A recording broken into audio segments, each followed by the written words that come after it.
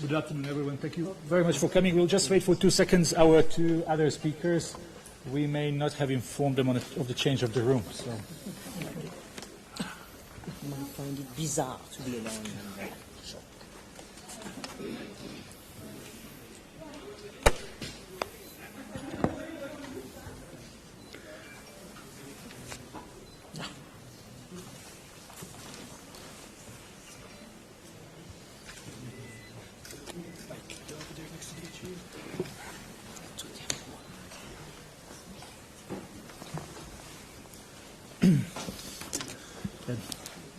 Good afternoon again. Now we have everyone sitting here. Welcome to another daily press briefing from the headquarters of the World Health Organization.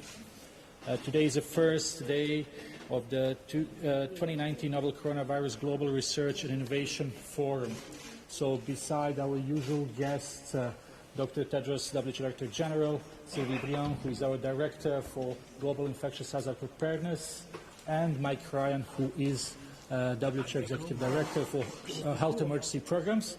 We also have Dr. Mary Polkini, that you may remember very well because she was with WHO for many years. She is a co-chair of the forum. And we also have Dr. Soumya Swaminathan, who is a WHO Chief Scientist. Before giving the floor to Dr. Tedros, just to remind everyone that we will have an audio file and transcript from this press conference. Journalists are joining us online. If you are online, please click on raise hand on your screen if you want to be put in a queue for questions. For those who are dialing in by phone, please type *9 and you will be put in a queue for questions. For those in the room, a very warm welcome. There are many new faces that we are seeing for the first time in WHO, so hope you will have a good time with us. And again, to remind everyone, please, one question per journalist, so we give opportunity to as many as we can. And with that, I give the floor immediately to Dr. Tedros.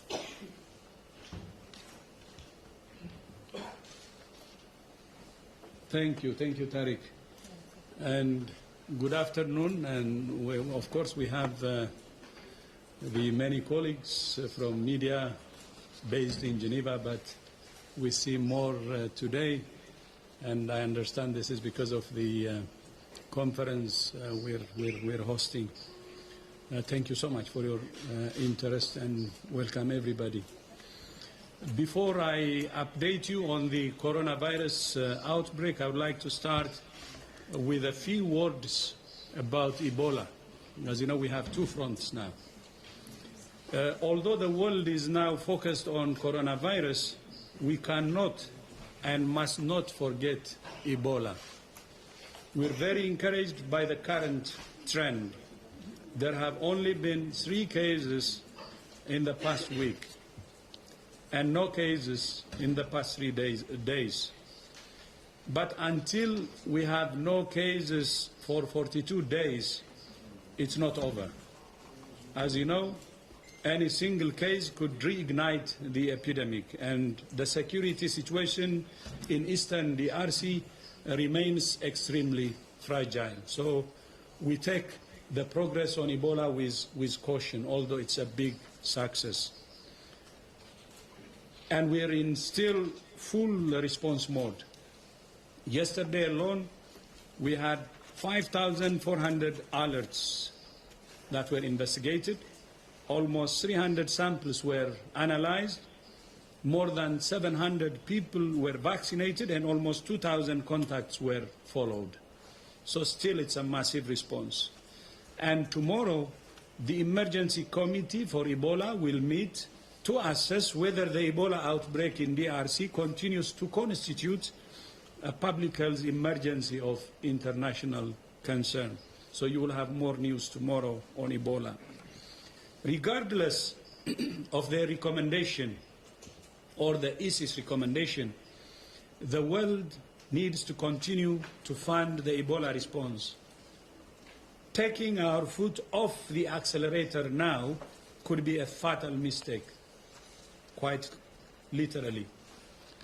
On Thursday, I will travel to Kinshasa for meetings with the President of DRC and other senior ministers to look beyond Ebola and sketch our ways to strengthen DRC's health system. And I would like to use this opportunity to appreciate the government's leadership. The current status of Ebola would not have been reached without the strong leadership by the government of DRC and the President Tshisekedi himself. Now to coronavirus. First of all, we now have a name for the disease, and it is COVID-19, and I will spell it COVID-19.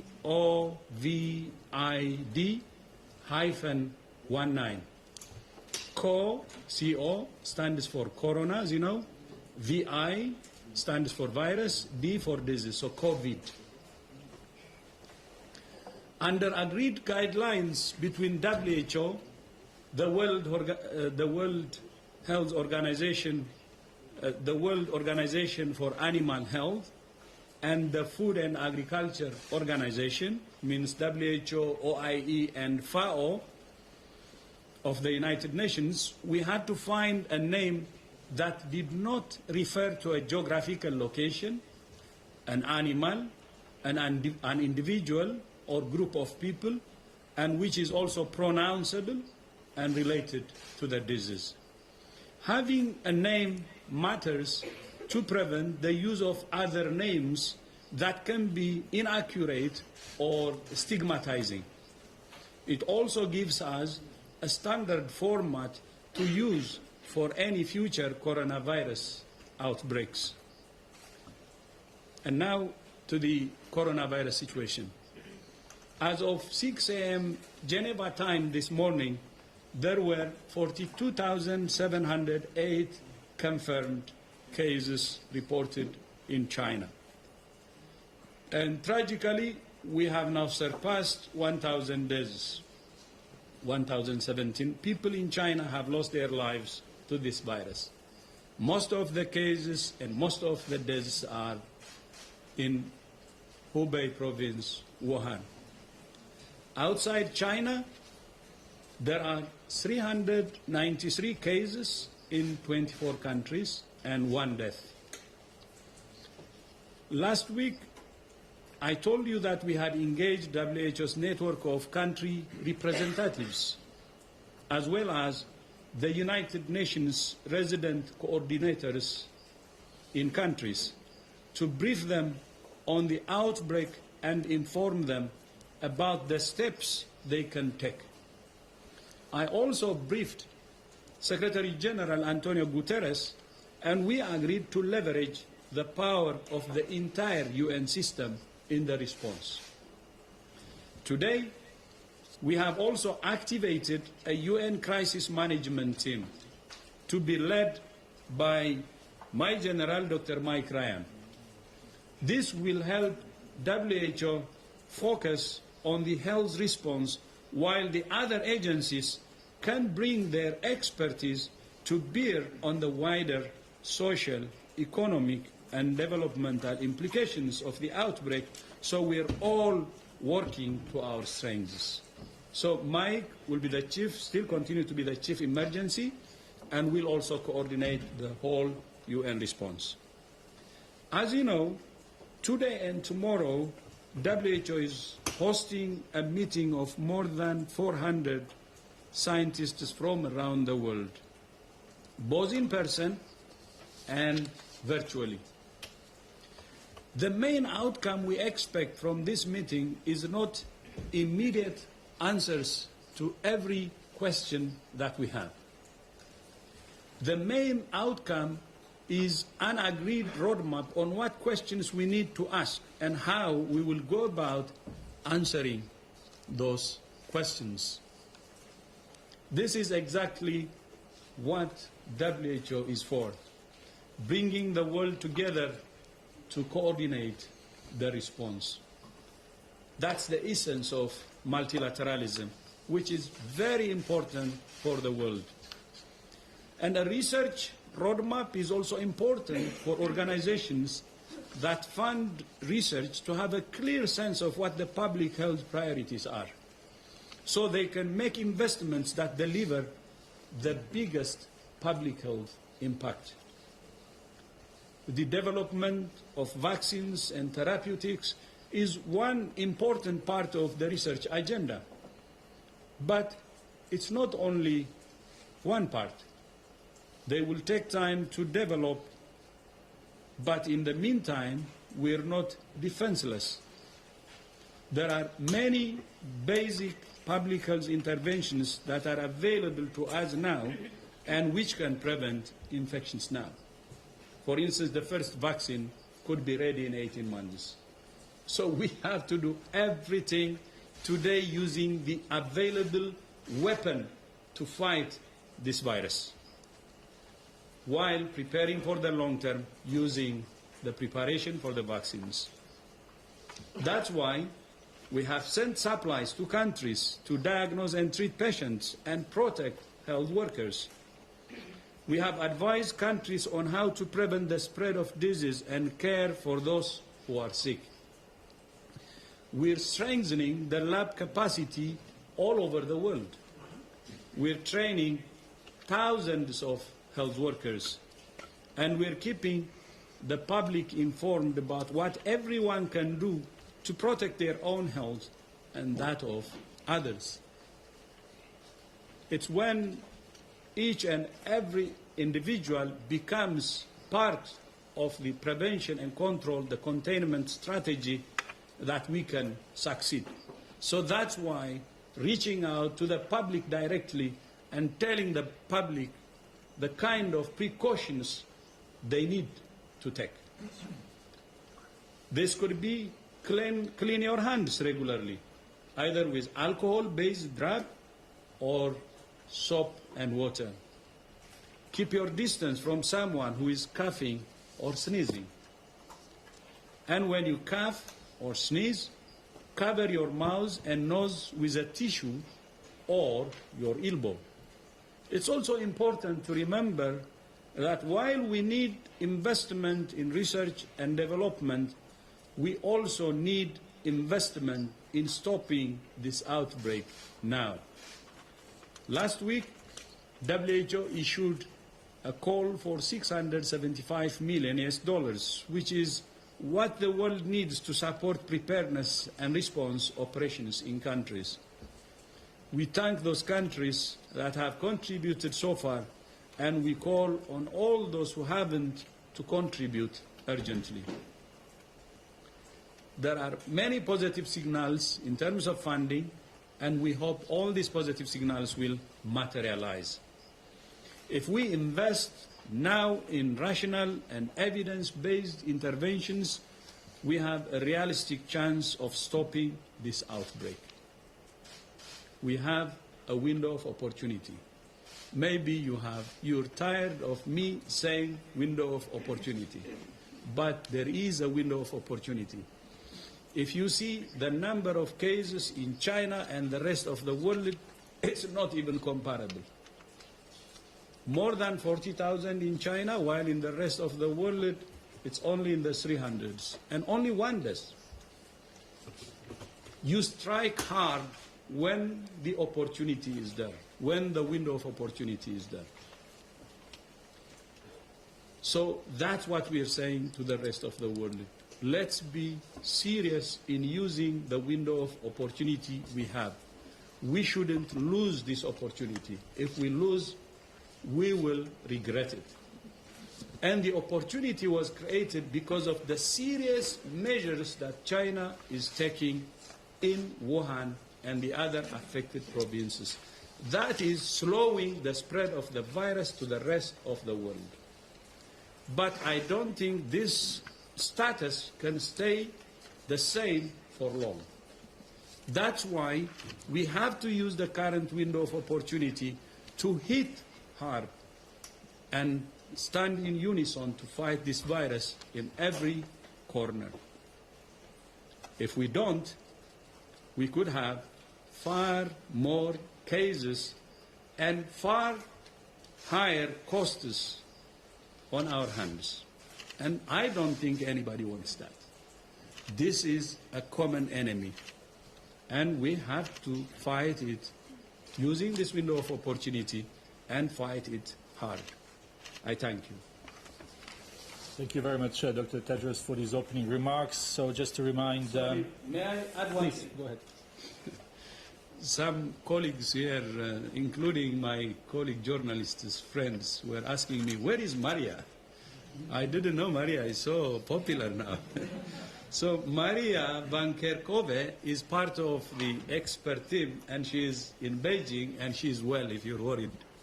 So you will see her virtually listening.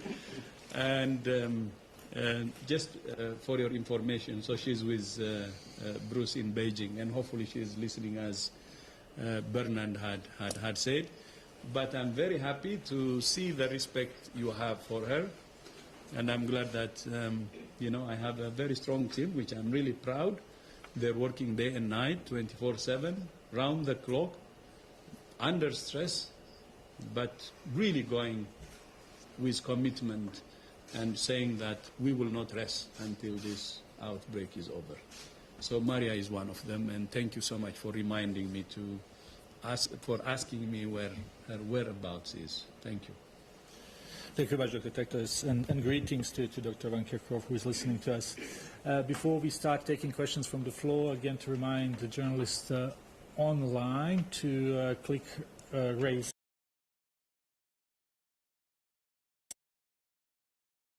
press *9. So we will start with the questions here. Well, gentleman just in front of me, then Christian, then we will go on this side. Please introduce yourself and the outlet you are working for, and please one short question. Thank you. Okay, Yang with Xinhua News Agency. As Dr. Tedros mentioned, the entire UN system is willing to help. So could you give us a few examples on what the other agencies in the UN can contribute to the control and the prevention of the outbreak? Thank you so much. Yes, we have many sister agencies. Do I need to use this? Mm-hmm. Yeah, okay. No. Okay. Okay. We have many important sister agencies in the United Nations system, many of whom need good information in order to manage their day-to-day operations and business continuity. So our humanitarian partners, peacekeeping partners need to understand the virus like every other global business operation needs to understand what's happening with the virus. But there are many of our UN agencies, like the International Maritime Organization, the International Aviation Organization, who also can contribute huge amounts of information to our understanding, and equally we work closely with them.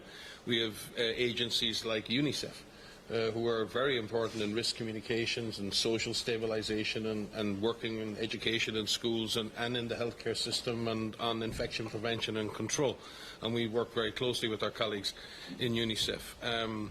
There are the agencies who work on humanitarian response, and they obviously have a duty of care to refugees and to others, and they need our inputs in terms of best practice for themselves.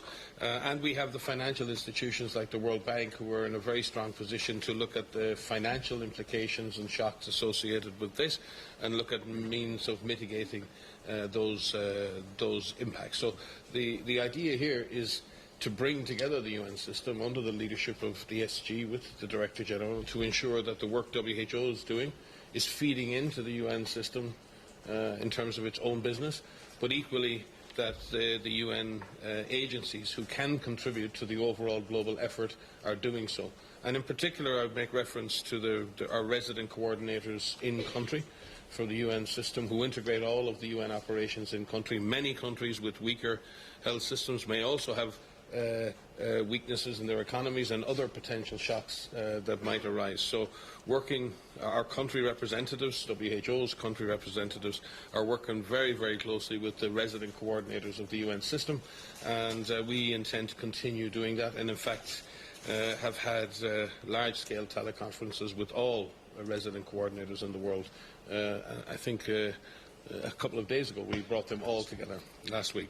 So I think that's the nature of the the Crisis Management Team operation, and this will be a joint operation between the United Nations Office for Crisis Coordination in New York and our Strategic Health Operations Centre here at WHO in Geneva. Thank you very much, Christian. For journalists, please use the mic. Yes, go ahead, please. Hello, this is Christiana with the German press agency, and it's a question for Dr. Tedros.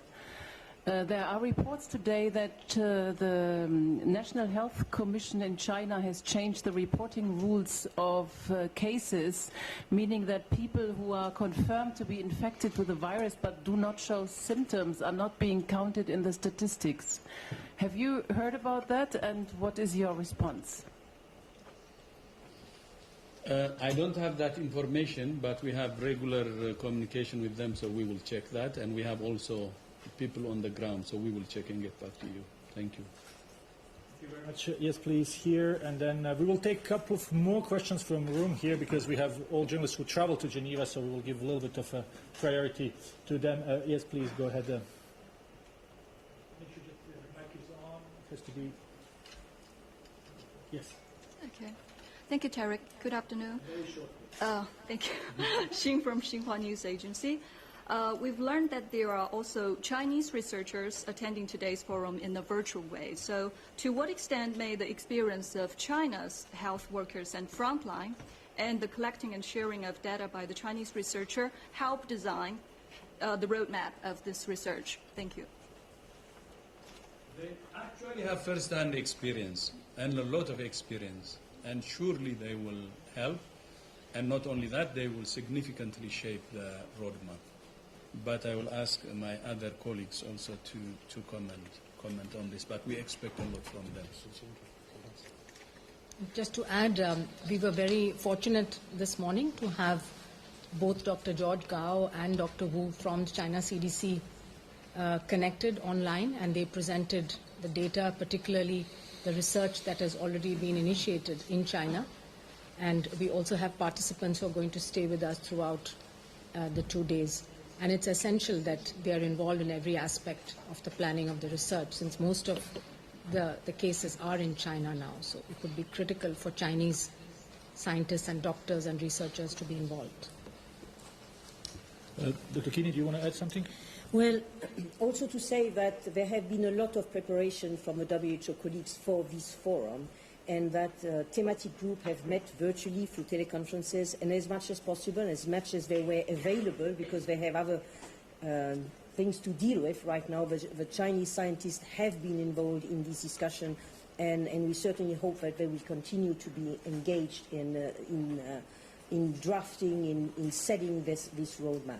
We also have had the opportunity to have vaccine manufacturers from China participate in today's meeting. And Sylvie has more information on the question you asked, so please, Sylvie. So yes, we asked our colleagues in the field about those changes of case definition, and indeed it's normal to adapt the case definition to the reality.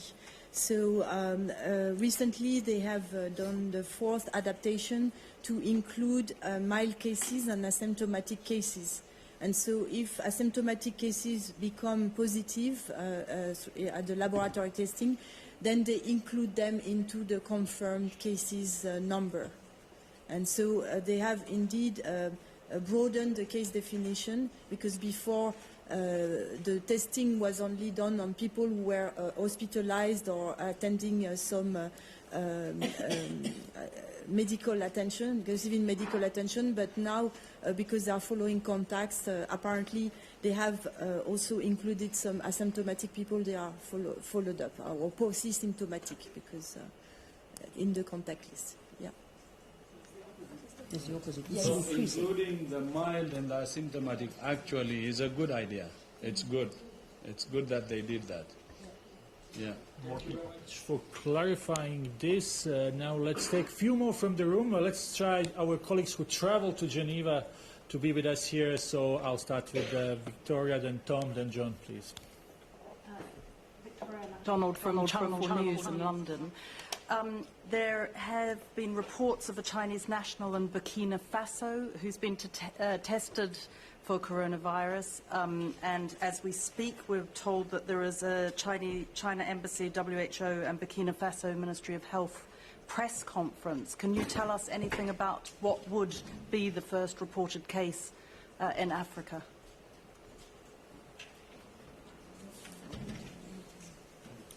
So we don't have that information.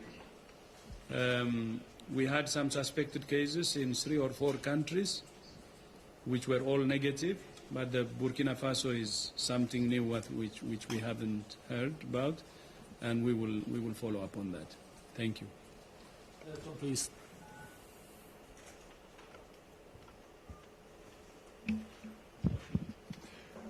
You rightly mentioned the window of opportunity.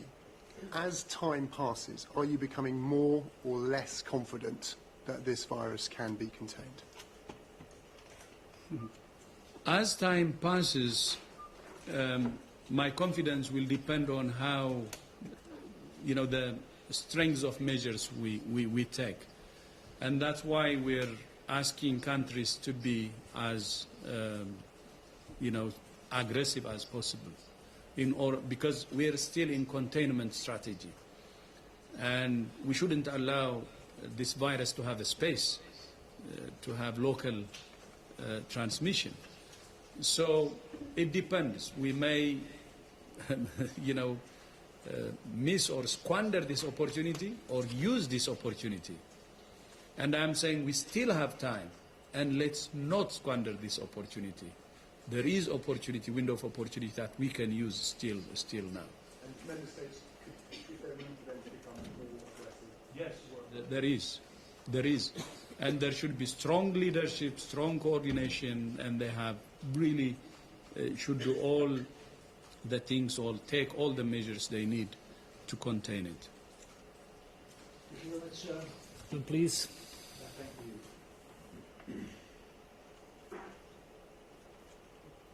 There we go. There is a cruise ship, the Westerdam Luxury Liner, which has been unable to dock. It's been turned away from multiple ports.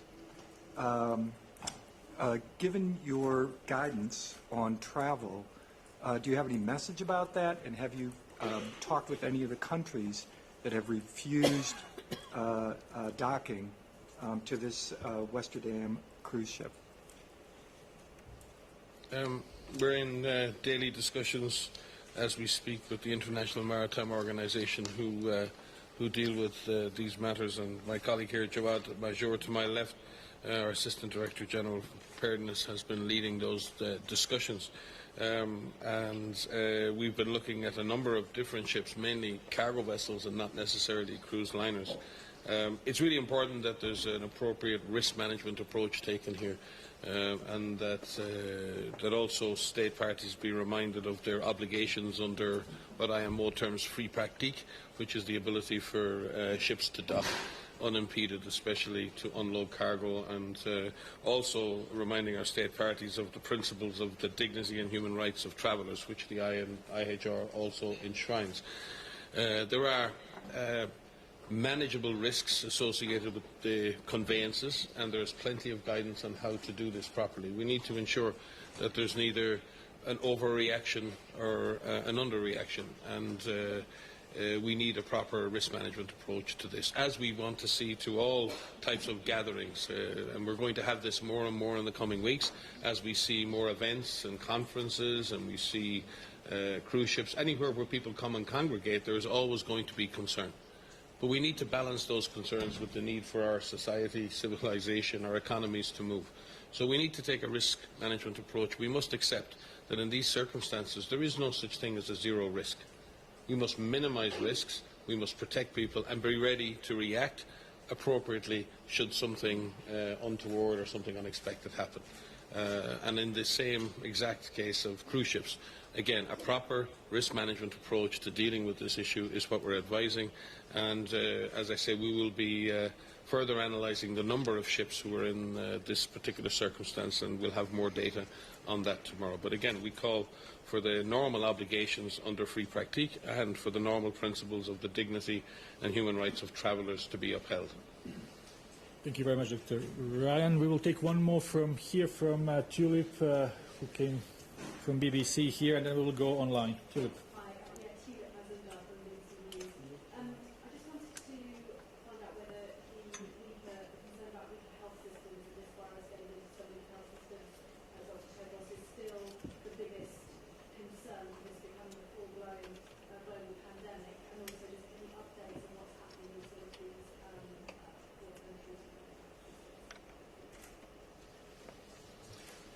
Yeah, thank you.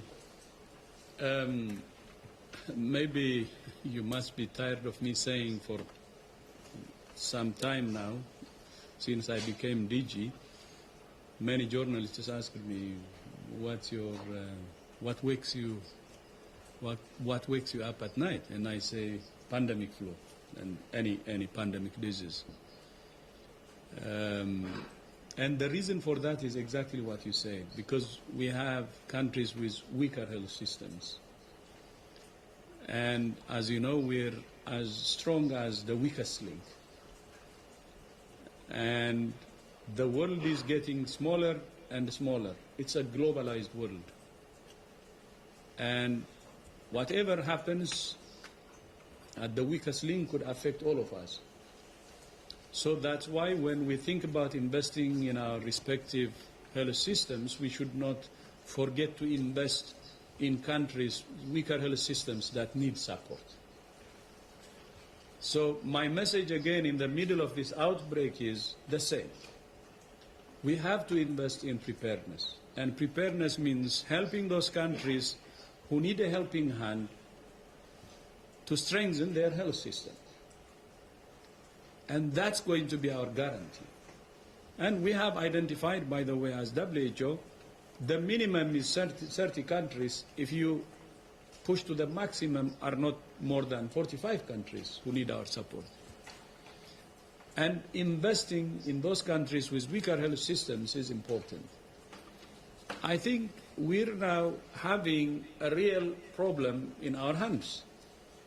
And we must take what's happening now seriously and really commit to preparedness, to strengthening our health systems all over the world and make this world safer. Still, I said it many times, I have a great concern that if this virus makes it to a weaker health system, it will create havoc. It will. For now, it doesn't seem so. But it doesn't mean that it will not happen. It may. It depends on how really we lead this response and how we respond to the outbreak. So that's why I don't think it's too late. We have the window of opportunity, and the whole world should really stand in unison to contribute to strengthening the countries with weaker health systems. And that's the answer for now. But that's not just for now, but we have to continue. This is not a few months or a few years of work. It will be many years of work that should be sustained and make our health system as strong as possible. Because we have already seen it. Outbreaks can bring serious upheavals, serious consequences to the world. It's not just a health security issue, or it's not a matter of somebody sick or, the number of people who are dead.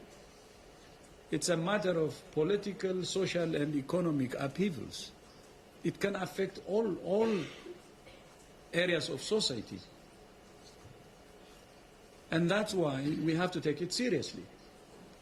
The world, when it talks about terrorism, and imagine the level of preparation and so on is immense.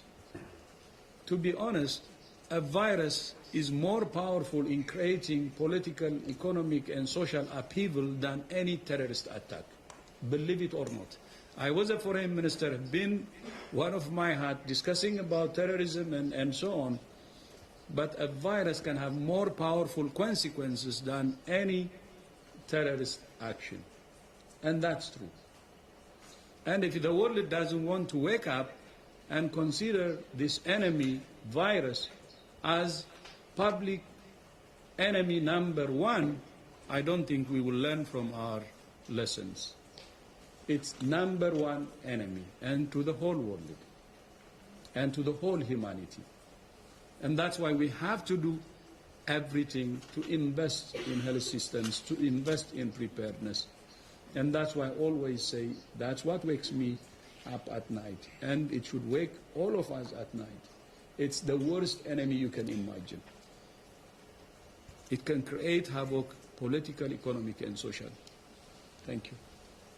Thank you very much, Dr. Tedros. We will go for a few questions from journalists online, and hope if we are all short, we will be able to get back to the room. I'll call first two colleagues from CNN. Vasco, can you hear us, please? Yes, can you hear me? Yes, please speak a little bit more loud. My question is on comments made by a doctor in Hong Kong today who said that this virus could reach up to 60% of the world population. What do you have to say on that?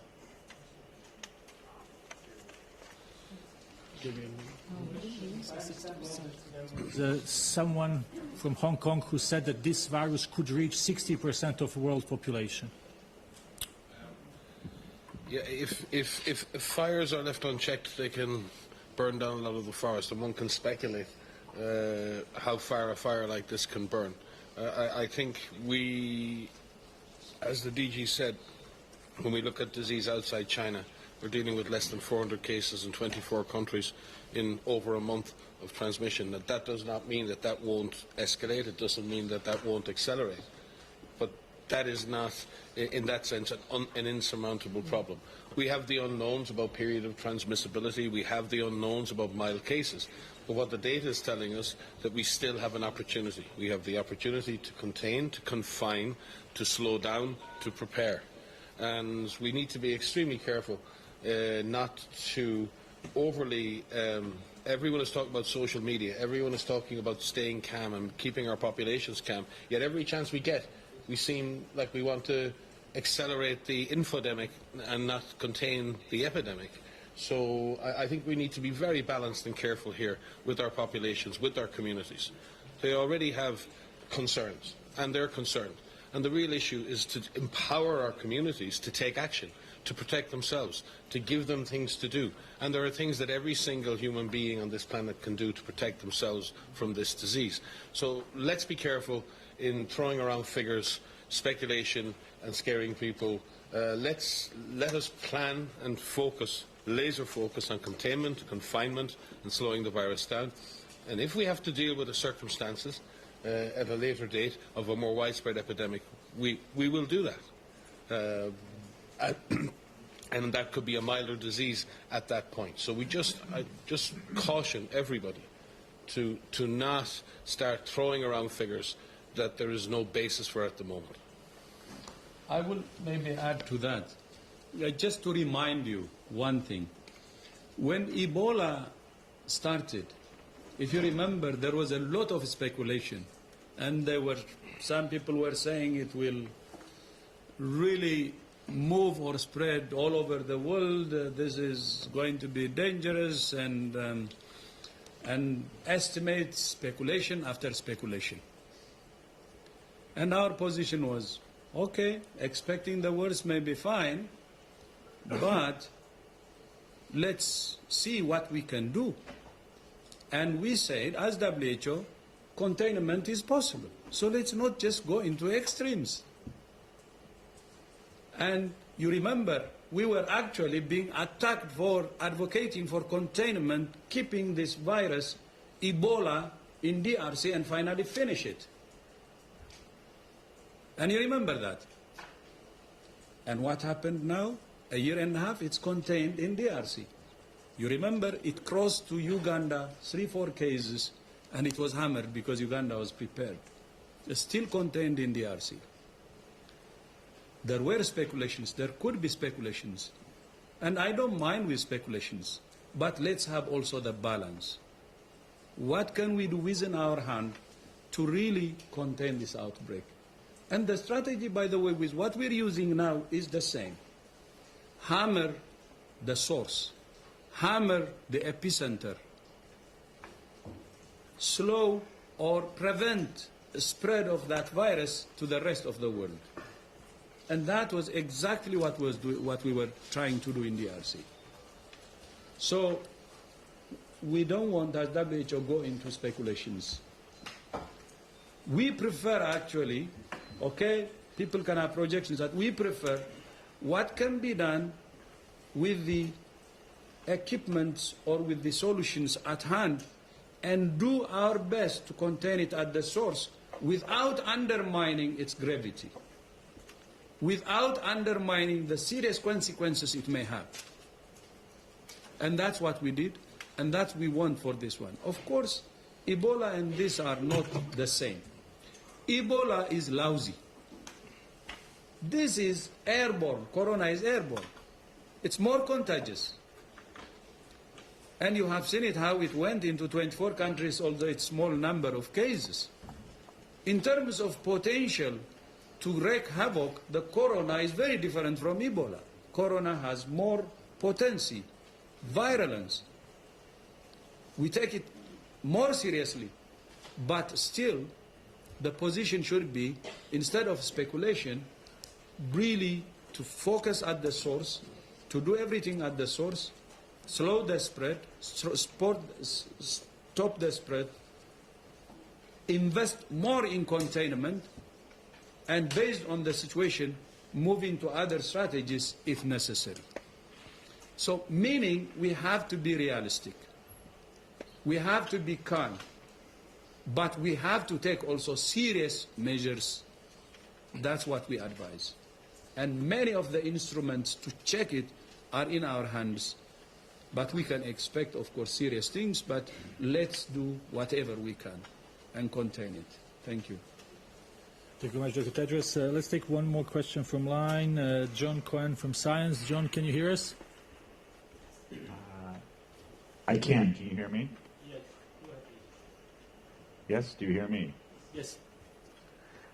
So can you quickly clarify what the virus name is? You said the disease name. And also, have you received any information from China about the environmental samples tested at the marketplace and whether any animals were tested? Do you have any details at all?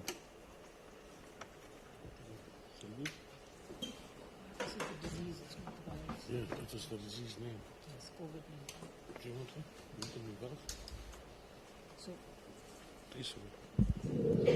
so the name of the disease is COVID-19. That's coronavirus disease 19. And the reason for choosing the name, I think the Director General pointed out what certain principles are when you name the disease. Coronavirus is a group of viruses that's quite common. There are already many known human strains of corona and many, many animal strains of corona. So it is possible that in the future there'll be another strain of coronavirus, and then that could be also named by the year in which it appeared. So it allows for future naming of other coronaviruses. And at the same time, this disease also allows the entire spectrum of clinical manifestations to be covered. It is because it's a respiratory. It could also manifest in other forms, and so it's a broader name. The virus itself is named by the international group of virologists who will look into the taxonomy. There's a particular taxonomy that they follow, and then the genus, the species, etc. would be specified. But it's important to have a name for this disease that everybody uses, both for scientific purposes to compare. When you want to compare the literature, you want to compare data, you need a common terminology, and also to avoid a number of different stigmatizing or other forms of confusing names.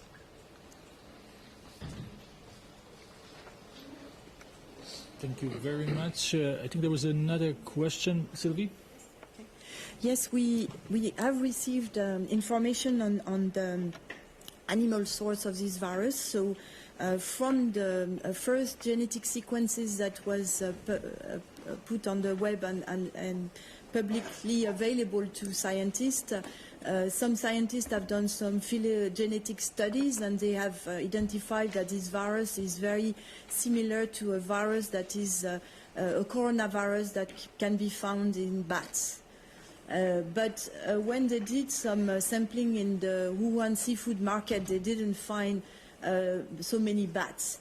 And so it's very likely that there is an intermediate host that has been contaminated, and but still they have done a lot of samples in various animal species, but they have not found yet which intermediate host could have been the amplifier, at least in this Wuhan city.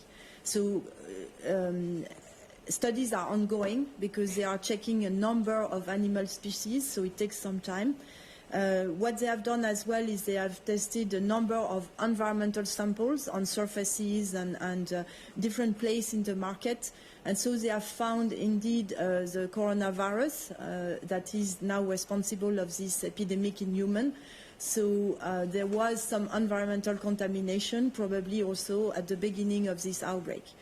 Now this market has been closed, has been disinfected, and so this environmental contamination doesn't exist anymore. But studies are still ongoing to try to better understand what has happened in the animal world before human beings were contaminated. And it's still ongoing, and we hope that this meeting on research will provide us a little bit more information on this aspect of the outbreak that is still not very clear and requires more research. Okay, sorry, I used the military word airborne. It meant to spread via droplets or respiratory transmission. Please take it that way, not the military language. Thank you. Thank you very much for clarification. We will go back to the room as I have some questions. We'll start with Bodhi, then Stephanie, then Gunilla. Very short, one question, please.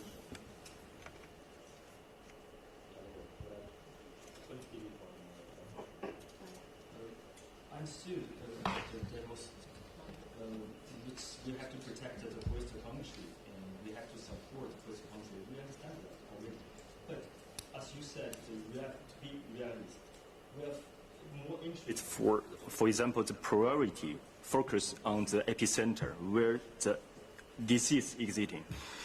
So could you tell us more about the next guide map on the epicenter? About the science and pharmacology. The question is really about what should be done in the epicenter of the outbreak next. Other than what's being done now.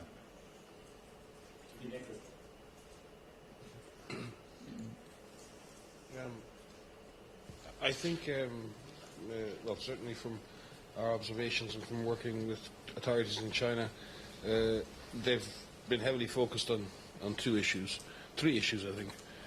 Wuhan and Hubei itself, the surrounding or the provinces who have been more heavily affected than others, and they've sort of had a three-pronged approach. And you can see the way they've had very strong measures in Wuhan, but they've extended those measures to defined areas outside Wuhan where they feel the epidemiology was getting more difficult or more challenging. So they're operating sort of, I believe, on sort of a three-pronged strategy. You can see over the last number of days and weeks that the initial focus was clearly on caring for the sick and really dealing with that shock to the system of so many unwell people presenting, and you saw that with the efforts to build new isolation facilities. But increasingly what we're seeing is the community at large, community committees, and the mobilization of community-based surveillance, community-based activity in order to detect milder cases. And you can see by the way the case definition is being shifted now. There's a move now to move out and try and detect all of cases, even the milder cases. And that seems like a very prudent thing because you want to check that you're seeing all the cases. when you're facing a fire, a large fire, and this happened in West Africa too with Ebola, when the disease was extremely intense, it's very hard to do the classic public health things like contact tracing. You're dealing with a massive wave of cases, you're trying to deal with the sick. And as you get control on that, and as the number of very sick patients drops or stabilizes, you try to push the surveillance out towards the community. You try to detect more and more of the cases. That's if you're still focusing on containment as your approach, because you want to try and break the chains of transmission. So we believe China is really pushing the surveillance into the community. It's an attempt to try and shut down transmission. We've said it before, neither they nor we are sure that that will work, because the virus has its own characteristics in terms of its period of transmission or asymptomatic people being able to transmit. But they're making an attempt now to push surveillance further and further out into the community and see if we can shut down the virus. There is no guarantee of that. So that's what we're seeing in terms of the shift. And our team in China is working closely with Chinese authorities and scientists to look at that. I think the other part of this will be having a much better understanding of the clinical severity and on the clinical picture, because if the disease were to spread further in the world, and if we see more cases in the world, the clinical techniques and the clinical information and the clinical knowledge that's been gained in China right now will be absolutely central to the successful treatment of patients elsewhere in the world.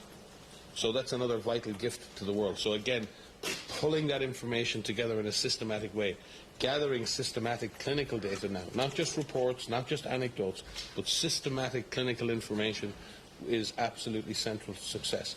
So all of the activities are aimed at containment, but all of those activities will support a broader mitigation effort should the virus continue to spread in other parts of the world.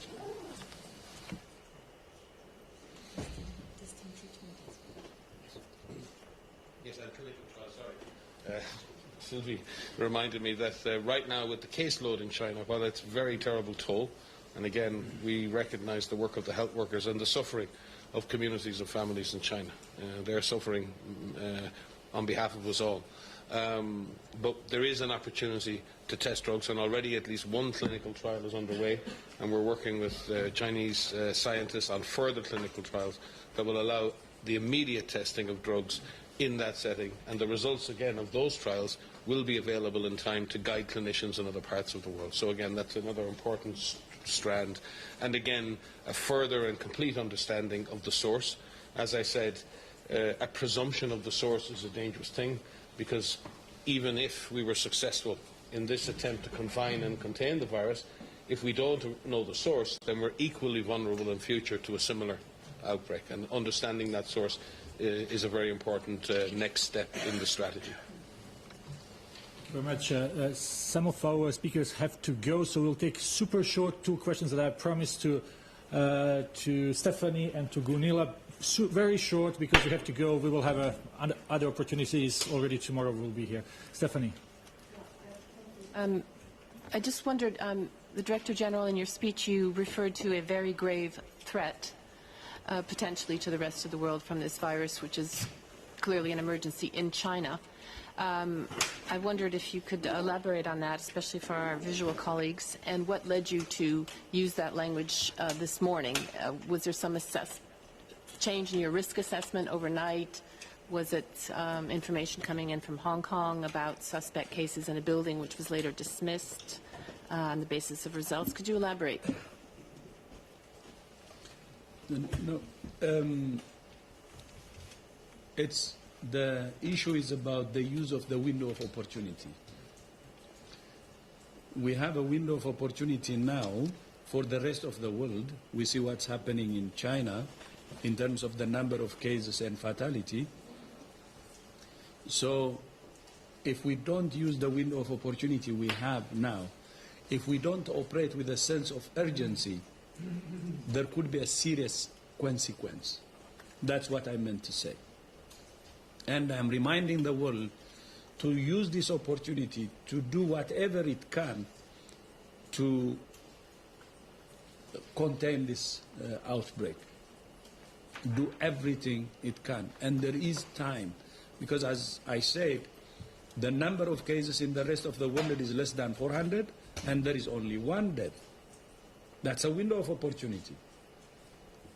So I'm reminding, there is time, the time is ticking. And time is the essence in this outbreak. And the virus will not sleep and wait. We cannot sleep. So we have to operate with a sense of urgency and with strong political commitment throughout the world. And then we can beat this outbreak. If not, then the other side will happen. So that's why. I was reminding this morning, I reminded now, I will continue to remind until the world really takes this seriously, do it with sense of urgency, and believes from the heart that the time is the essence. Time is the essence now. That's what I wanted to say. Thank you. Last question, Gunilla, and then we will conclude. Very short, please. Yes, hello, Gunilla von Hall, Swedish Svenska Dagbladet. I have a question about the British man who obviously infected 11 people while he traveled across the world. What does this tell you, this case? Does it tell you that the virus is changing in any way, it's mutating? And how can countries prepare for these kind of cases and this kind of spread? So my colleagues will say more, but that's why we're saying time is the essence, because mutation is another issue. Crosses every host, then you know what happens, and everybody knows. So that's why we say time is the essence again, but I would be happy if our colleagues could say, and mutation being one of them. I really wish we could refrain from personalizing these issues down to individuals who spread disease. This is deeply, deeply unhelpful. These are very unfortunate events in which families and others are wrapped up in, friends and others. There are circumstances that allow disease to transmit. People are not at fault. They are never at fault in this situation. So let's be extremely careful here. It's really, really important that we don't attach unnecessary stigma to this. This is an unfortunate event, and there are circumstances around the way in which disease may have been transmitted, and there may be other clusters like that. This is by no means, and compared to other events, a massive super-spreading event.